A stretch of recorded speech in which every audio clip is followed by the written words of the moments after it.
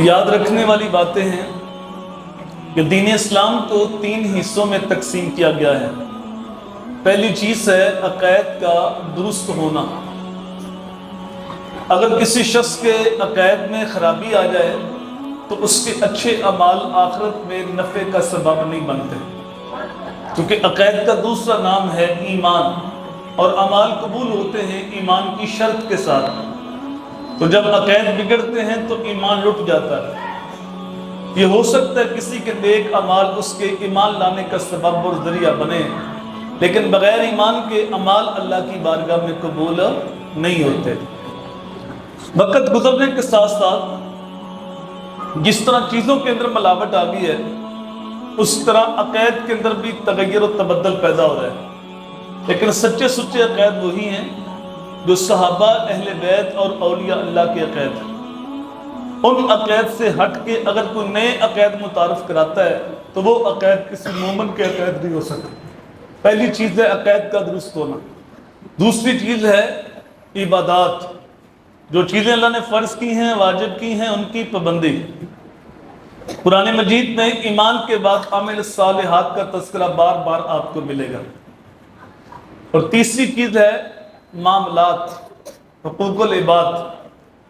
اگر کوئی شخص عقائد بھی درست رکھتا ہے، عبادات بھی بجا لاتا ہے، لیکن وہ معاملات میں صحیح نہیں، حقوق العباد کا خیال نہیں کرتا، تو حدیث کی روح سے ایسا شخص جنت کے اندر نہیں جائے گا۔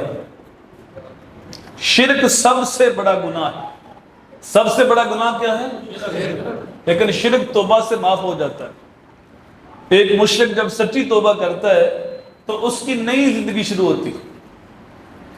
تو شرک سب سے بڑا گناہ ہونے کے باوجود توبہ سے معاف ہو جاتا ہے، لیکن میرے بھائی کسی بندے کا مارا ہوا حق یہ توبہ سے بھی معاف نہیں ہوتا جب تک اس بندے سے معافی نہ مانگی جائے۔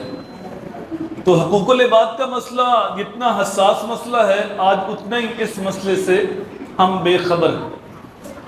اور پھر یہ موضوع بڑا وسیع موضوع ہے۔ عامۃ المسلمین کے حقوق ہیں، ذمیوں کے حقوق ہیں، والدین کے حقوق ہیں، اولاد کے حقوق ہیں، میاں بیوی کے حقوق ہیں، ہمسایوں کے حقوق ہیں، مسافروں کے، یہ ایک لمبا موضوع۔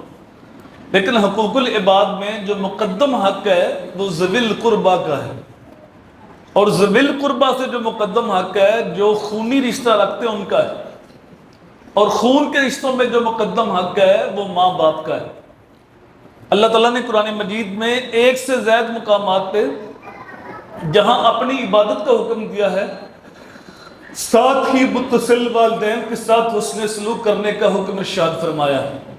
کہیں فرمایا وَقَضَىٰ رَبُّكَ أَلَّا تَعْبُدُوا إِلَّا إِيَّاهُ وَبِالْوَالِدَيْنِ إِحْسَانًا، کہیں فرمایا وَاعْبُدُوا اللَّهَ وَلَا تُشْرِكُوا بِهِ شَيْئًا وَبِالْوَالِدَيْنِ إِحْسَانًا، اللہ کی عبادت کرو، اس کے ساتھ کسی کو شریک نہ ٹھہراؤ، اور والدین کے ساتھ حسن سلوک کرو۔